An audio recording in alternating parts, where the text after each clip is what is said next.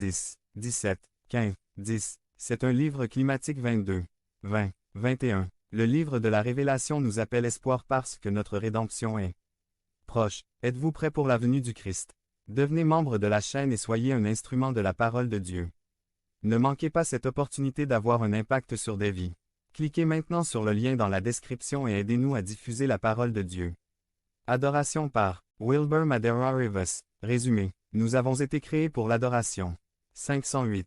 Aujourd'hui, nous commençons notre nouvelle série de sermons que nous avons appelée ADAMI Connexion. Si c'est la première fois que vous entendez le mot Adami, cela peut vous paraître étrange, et c'est parce qu'Adami est un mot inventé qui forme un acrostiche qui résume 5 actions qu'en tant qu'Église locale nous considérons comme fondamentales pour la croissance des membres de l'Église Shalom et de tous ceux qui considèrent cette communauté comme leur Église. Dans cette série, nous voulons vous mettre au défi de continuer à grandir régulièrement dans notre relation avec Christ à travers l'adoration, la dîme, l'apprentissage, le ministère et l'influence. Nous l'avons appelé la connexion. ADAMI parce qu'en tant qu'Église, nous voulons que tous ceux d'entre nous qui s'identifient à cette communauté locale s'engagent dans ces 5 actions qui sont importantes pour notre croissance en Christ.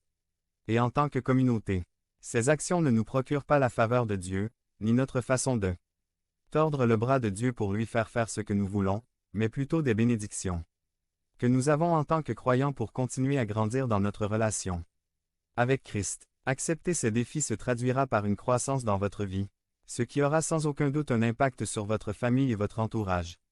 Parce qu'un cœur engagé envers Christ est un cœur qui grandit dans l'amour et la connaissance du Seigneur. C'est pourquoi nous nous engageons à nous associer à l'ADAMI. Aujourd'hui nous commençons à parler de la lettre A de notre acrostiche ADAMI. Nous avons parlé de la connexion avec l'adoration de Dieu. Par la grâce de Dieu, cette semaine j'étais à Tuxtla Gutiérrez Chiapas, partageant avec une église de cette ville et les frères m'ont très gentiment donné l'occasion de visiter le canyon du Sumidero. J'y étais déjà allé, mais c'était il y a de nombreuses années, quand j'étais enfant, mais cette fois, j'ai pu vivre cette expérience doublement spéciale. Ce fut une expérience doublement spéciale car un jour, j'ai visité le canyon du Gouffre d'en haut et j'ai vu la vue depuis le haut des pentes et le lendemain, j'ai pu voir le canyon depuis le point de vue d'en bas, depuis le niveau de la rivière lors de la promenade en bateau. D'en haut ou d'en bas, ce lieu impressionne par sa majesté, sa grandeur et sa beauté. D'en haut, voir la vue panoramique vous fait voir son étendue et sa beauté. D'en bas, on ressent la grandeur de ces rochers et on se sent si petit, si minuscule devant une telle majesté de la création. En étant dans cet endroit, une réflexion m'est venue au cœur. D'en haut ou d'en bas, cet endroit est majestueux et grand et je suis petit et minuscule, et la Bible enseigne que le Créateur de toute cette merveille quand il parle, les montagnes tremblent, s'effondrent et ils fondent devant notre grand Dieu. En d'autres termes, si cela me paraissait immense, combien est infiniment plus grand celui qui, rien qu'en le disant, avec la puissance de sa parole, a donné existence à tout ce que nous voyons et même à ce que nous ne voyons pas, au ciel et sur la terre. Si nous sommes impressionnés, sans voix, impressionnés par la création, combien plus devrions-nous être impressionnés par le Créateur de toutes choses? Et c'est précisément ce qu'est l'adoration. Il n'y a rien ni personne dans cet univers qui devrait avoir toute notre attention, notre amour, notre confiance, notre admiration, notre adoration. Pour faire référence à cette attitude et à cette action consistant à reconnaître la grandeur de Dieu et à voir cette réalité dans nos paroles, nos actions et nos pensées, nous utilisons le mot adoration. Le mot culte est un mot très fort. L'adoration englobe de nombreuses idées. Aimer, chérir, glorifier, exalter, louer, faire confiance, obéir, reconnaître, honorer, servir, respecter, craindre, sanctifier, etc. C'est le mot le plus fort que vous puissiez utiliser pour désigner Dieu. Illustre. Comme, en espagnol, je t'aime et je t'aime. L'adoration est l'attitude et l'action la plus importante qu'un être humain puisse montrer envers Dieu. En fait, l'adoration définit le but de notre vie. Nous pourrions dire que nous avons été créés pour adorer. Nous avons été créés pour glorifier Dieu. L'adoration n'est pas seulement une autre chose que je fais. Peut-être pensons-nous que l'adoration est une activité que nous pratiquons dans le cadre de notre emploi du temps chargé. Ce n'est pas comme ça. L'adoration est dans tout ce que je fais. Le culte n'est pas facultatif. En fait, ce que je fais et comment je le fais montre qui j'adore. Nous sommes des adorateurs. La question n'est pas de savoir si j'adorerai, mais qui j'adorerai. Lorsque nous n'adorons pas Dieu, nous adorons n'importe quoi ou n'importe qui. Le Westminster Shorter Catechisme le résume ainsi. La fin principale de l'homme est de glorifier Dieu et de jouir de lui pour toujours. Par conséquent, en tant qu'Église locale, l'une des responsabilités et des défis fondamentaux de ceux d'entre nous qui entretiennent une relation croissante avec Christ est d'adorer. Et pour réfléchir à ce que l'adoration englobe, j'aimerais que nous considérions un passage du livre de 1 Chroniques 16, au verset 8 à 12. Pour donner un peu de contexte, nous sommes à l'époque du roi David à Jérusalem. Et David a le désir d'amener l'arche de l'Alliance dans la ville, pour laquelle il a ordonné de construire une tente spéciale pour abriter l'arche. L'arche d'Alliance était un objet qui avait la forme d'un tabouret fait d'or et de bois, un tabouret pour reposer ou soutenir vos pieds. Cet objet représentait la présence de Dieu auprès de son peuple. C'était comme si Dieu était sur son trône, si elle posait ses pieds sur ce tabouret au milieu de son peuple.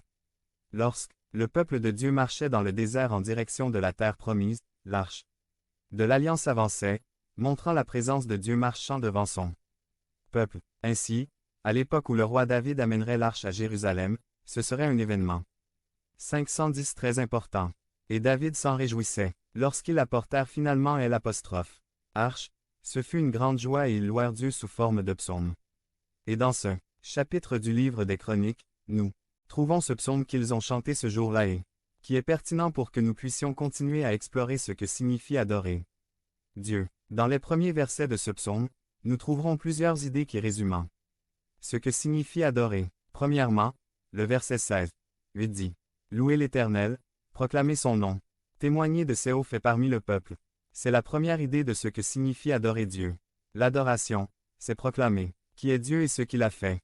C'est à témoigner du caractère et des œuvres de Dieu. Le psalmiste dit que nous devons proclamer son nom et témoigner de ses exploits. Et nous faisons cette proclamation devant les peuples de la terre, ceux qui le connaissent et ceux qui ne le connaissent pas. Dieu est vérité, sainteté, grâce, souveraineté, amour et bien d'autres choses. Dans son personnage, il rassemble toutes les perfections possibles. Ils font de lui un être différent d'eux. Nous est digne d'être adoré. Dieu a créé tout ce qui existe dans les cieux et sur la terre. Le visible et l'invisible. Dieu a accompli son œuvre de rédemption en accomplissant ses promesses par Jésus-Christ, et il continue de développer ses œuvres jusqu'à la fin des temps. Il est digne d'être adoré pour tout ce qu'il a fait, pour ce qu'il fait et ce qu'il fera. Lorsque nous montrons qui est Dieu et lorsque nous parlons de ses grandes œuvres de création, de providence et de rédemption, nous adorons. Mais il y a une deuxième idée dans ces versets. Et l'adoration consiste à louer Dieu à travers des chants qui exaltent ses œuvres. Le verset 9 dit « Chantez-lui des psaumes, parlez de ses merveilleuses œuvres. » De nombreux psaumes de la Bible nous appellent à chanter pour Dieu. Notons que le ton de ces paroles est l'impératif. Autrement dit, nous sommes appelés à chanter.